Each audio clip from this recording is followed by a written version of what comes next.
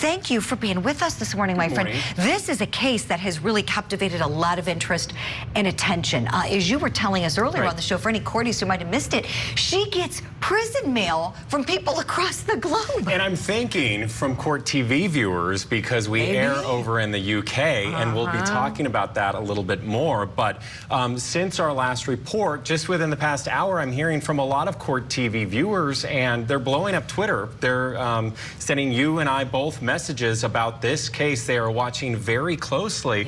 And some of the things that everybody, including us, we are watching for to see if she is actually going to be in court today, and the role that she's going to play and how she presents herself. She has been in court not every single hearing, and she's been very upset about that. How do I know? Well, she writes the judge and she writes her attorney. She's on attorney number 6 when it comes to public defenders. Another interesting thing about this case, you know, it involves one room and a man that died in a suitcase, but there is so much evidence. There's forensic evidence, there is cell phone forensic evidence, there's going to be the background of these two, their history, and there's going to be also all of her videos explaining away what happened that night. Take a listen. The problem is I fell asleep. I fell asleep. When did you do CPR? This morning, when I found it. Before you called? Yes! 1 o'clock right now. I tried. I was awake, but I actually got out of the bed at like 12:30ish, whatever. So I came downstairs, and I was like, oh, he's in the suitcase still. All right, some of the other information with this case, we know that there is going to be a battle of the experts. The defense, they have already gotten approval from the state to spend quite a bit of money, when you think about it, on experts, including more than $7,000 for a forensic expert of their own. This is J.D. Thomas. He's the founder of Forensic Consulting Services. He'll be used as an expert. They've hired a private investigator with prison break investigations, and they're also going to be hiring an expert with domestic violence, a domestic violence psychologist. And Julie, I'm being told by our producers that are there in Florida right now, this is a bit of breaking news, she's not going to be in court today. Wow. That's disappointing. And I'm sure disappointing for her as well. Yeah, wonder why. I wonder why. I'll look into it. Yeah, thank you kindly for that, Matt, because especially as you've told us, she wants to be very involved in her defense. She has a right to be present. I'm wondering, are they going to continue the hearing or something? I'm wondering if, you know, are the lawyers going to be there? This makes me scratch my head. Well, and today we were expecting to hear whether or not this trial was going to proceed sooner or later. You know, our sourcing telling us that this might actually be pushed to the fall. But again, we're standing by. We're going to learn more information today, of course. And we're also trying to learn more about her. We know that she's a mother. She had shared custody. Her child, her son, would spend time in that home that she lived with, you know, where this alleged murder took place. And when we're talking about all of the correspondence, there's quite a bit. She gets quite upset when she can't attend a hearing like what we're hearing is happening today. In past, you know, correspondence with her, again, she has past 6 attorneys and also the judges in all of this. She wrote some letters, and this involves some of that. We have some quotes for you. I would like to be a part of all proceedings that pertain to me. And then she wrote, please help me understand how Court TV, she names us, different news channels, she's watching, Matt. and even professional YouTubers, she puts professional in air quotes, YouTubers attend my pretrial conference, and I cannot. So, and that's why I was saying when we first were talking about this case, why I think, how I think that the UK viewers are the ones that are reaching out to her, because she knows that Court TV is covering the case. Yeah, who knows? We love our Court TV viewers in the UK and in the United States, so who knows? We'll see what happens here. Okay, Matt, well, thank you for that. We're going to go in live as soon as it begins. I know you're going to watch things closely with us and help us unpack it throughout the day. We'll see if we get some answers this morning. Let me bring in our guest now. We have standing by a law enforcement expert guest to do some analysis with us. He's in the Woodlands, Texas today, former DEA Senior Special Agent David Katz. David, good morning to you. Thanks for being on the program. I want to know what you think about this case.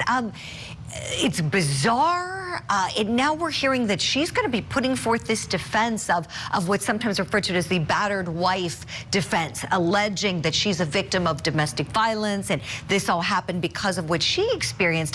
Tell us what you see as a law enforcement analyst, please. You said bizarre. This is bizarre. I mean, murder by suitcase? I'm still trying to wrap my head around the idea that she actually could force this guy into the suitcase and zip it up. Was he drunk? Was he acquiescing to? I mean, I just don't get it. It's just that is bizarre. You know, now, and you know, the fact that there are battered women who have taken steps against their abusers. I get that, and in most cases when the abuse is real, I think human beings understand that completely, and we're generally on the side of the abused person who sometimes is not served properly by the criminal justice system. But for this particular case, I mean, she's got a really uphill battle. She's going to have to say that, or try to make the case that the only reason she took this guy, stuffed him in a suitcase, let him slowly suffocate to death, is the fact that there's some prior abuse. Well, she's going to have to substantiate that. Is she going to have police reports? Has she made complaints? Has she made statements? Has she gone to the hospital? Is it emotional abuse? This is going to be a very, very tough road. So it's bizarre. It really is. David, thank you for that. I've got more questions for you. I have a clip I want to play. This clip to me is pretty telling because this is right after police are called, they're on the scene. And one of the first things she says to the officer she's speaking with is how she has concern that George Torres' family is going to think she killed him. So, like, do you guys tell his family, like, today or after tomorrow? We have to. It's the law. We have to go make contact with the family. Yeah. They have to be notified. Once our investigation is pretty much complete here, once we leave here, we will be going to... But again, you'll know. We're not going to just go and do it without you knowing. You'll know. We'll talk to you prior to doing anything like that. But how, I mean, I understand what you guys and how you do it, and, you know, so, but, like, what do you just tell him? What do you tell his parents? Like, what's the reason? He passed away. We tell them what we know at that point. Yeah. We tell them the truth. And that we're going to be waiting for the autopsy results, and I will be at the autopsy in the morning, and hopefully the doctor will be able to give me some of what they think and see. We'll give them their number. They can contact them and get it from them. But yeah, they're gonna know what we're here, what we're investigating, and that They're gonna think I killed him. Why would they think that? They always have said that. They've always have said that. What have they I said? told you it's because I'm the blue-eyed white dragon. That's what they call me. Because they don't want him with me. So he's basically just not really been around his family because he chooses me over them. Even after I've encouraged him numerous times to go over there and see his family. Okay, David, tell me, what did you think watching her with that, please? I thought the same thing you thought. I was like, why would the parents just jump to the conclusion that I killed him? Well, let me guess, what could be that? What could be that reason? You know, her demeanor when she's being interviewed. I mean, the earlier clip too, when the cop says, "Well, when did you start CPR?" The morning when I found him. It's 1 o'clock. Yeah. I mean, after she went to bed, huh? Yeah. It's incredible to me how he's begging for help, begging for mercy, pleading for his life, saying he can't breathe, and she could go to bed? I mean, I'm thinking more like passed out. What do you think, David? They seem like there was a lot of drinking involved. I mean, it's tough. I mean, she clearly, she's clearly indifferent to his plight. You know, I can't imagine being inebriated to the point where I'd say, I know I had something to do, and gosh, I forgot. Oh yes, that was, I got it now. Unzip my boyfriend in the suitcase. I mean, this is just nuts. So, I don't know if they've done an evaluation on this woman to see if she's sociopathic, but I'm going to go with she went to sleep, indifferent to his plight until I have some reason to believe otherwise. David Katz, so glad we have you on the program. Stand by for more questions, if you would, please. We're going to squeeze in a break. We're being told that the judge is calling some other cases ahead of Sarah Boone, so we're getting ready. We're not going to miss any of hers, I promise. We're going to see what happens when the attorneys convene. This is Court TV Live, your front row seat to justice. When Alyssa's attorney vanished in 2001, police thought she was just another runaway. That was the last time that anyone saw her alive. But a social media campaign ran by her sister led to a much darker discovery. Now, Alyssa's stepfather will stand trial for her murder. But without a body, can prosecutors prove their case? The Missing Sister Murder Trial. Live coverage today on Court TV.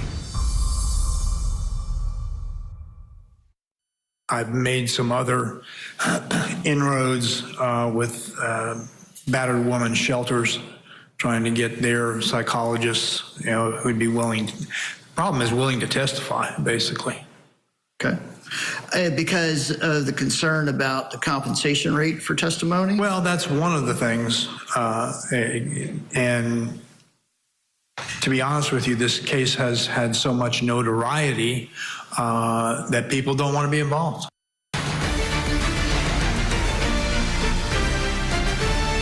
Thanks for staying with us here at Court TV Live. I'm Julie Grant. One of the claims coming from Sarah Boone's defense team is that she was a victim of domestic violence at the hands of her boyfriend, Jorge Torres, who we know was killed in the Suitcase incident. So how might this come into play at trial? And what evidence is there of these domestic violence claims? Well, our Court TV team has been poring over documents and was managing to piece together a bit of a picture of their relationship that had lots of ups and downs. Ma'am, good morning. Your name? Sarah Boone. 45-year-old Sarah Boone is charged with the murder of her boyfriend, Jorge Torres. She's accused of zipping him up into a suitcase and leaving him there until he suffocated. But this wasn't the first time police were summoned to the couple's home. Court documents show they had a history of domestic violence. At one point, I started documenting everything. Okay. So you all will see in my pictures bloody fingers, split foreheads. He split my nose. Sarah Boone and Jorge Torres began dating in March of 2016. After her arrest, allegedly for Torres' death, police interrogated Boone about their relationship that was often marred by violence. So every time that you guys fight, you both hit each other? So you should have probably gone to jail all those times that he went to jail for domestic? Oh, the one time I did. In July of 2018, after a call to police, Torres told an officer that Boone strangled him until he was having trouble breathing. But she told police he dragged her up the stairs and kicked her. Both of them had injuries. Boone was arrested for aggravated battery by strangulation, and Torres was arrested for battery. Then in June of 2019, another report of domestic violence. Police noting Boone had red marks on her face and her neck. This time, only Torres was arrested for battery. I had him arrested how many times? But you also went down and bailed him out. I know. In August of 2019, Torres is again arrested for battery. This after Boone called 911, and both of them appeared to have minor injuries. According to the police report, Boone repeatedly says she is fed up with being hit. A week later, Torres is arrested again for allegedly hitting Boone. They've both been drinking, and when police arrive, Torres is hiding in the bathroom. Less than 6 months later, Torres is dead after being left in a suitcase for hours. According to Boone, they were drinking and playing hide and seek. Police say Boone is to blame. They've charged her with second-degree murder. Oh my, what a history these two have, huh? I want to bring back in my law enforcement expert guest. He's a retired DEA senior special agent and now the founder and CEO of Global Security Group, David Katz, on the program with us today. David, my goodness, what do you think hearing about this history between the two of them? This is a match made in heaven. I mean, we're all very much aware and very sensitized to abuse cases where the man is beating the woman, where the woman is either unable to leave, there's children involved, she's economically dependent upon the abuser. But there are cases, and unfortunately there are more than we think, where either the abuse goes the other way or it's mutual abuse. We see that frequently. So, just the dynamic between these two is toxic, and yet what do? They keep living together. You wonder why people do the things they do. And if I could answer that question, I would be in great demand at solving these problems. But goodness gracious. Right, David. I mean, there are even Facebook groups that are just made to discuss this case. There's so much interest in it. Our Matt Johnson was discovering all of these as he was doing research and reporting on this case for us. And I mean, look at all of them. These are just people just interested in just her case alone. And as I said at the start of our show this morning at 8 a.m., I can't even tell you, if I had a nickel for every time I got a message of what's going on with the Suitcase murder trial, I mean, I'd be rich. And I think I have an indication of what's going on. She is a difficult client. This is lawyer number 6 representing her, David. Lawyer number 6. And so that naturally, as you know, David, will postpone the progression of the case because each new lawyer has to get up to speed again and again and again. It's like they're all starting from square one and reviewing all of the pieces of evidence. We're still waiting. The judge is on some other cases, so I have time to show you another clip. This is a clip going back to that history, but this is from the perspective of Sarah Boone's ex-husband, who we know she called before she even called police. She called him when she got Jorge, her boyfriend, unzipped from that suitcase. Take a listen to what he told police. Got over here, told her she needed to call 911, get somebody over here, and then basically she said she needed to go outside, have a drink and a cigarette.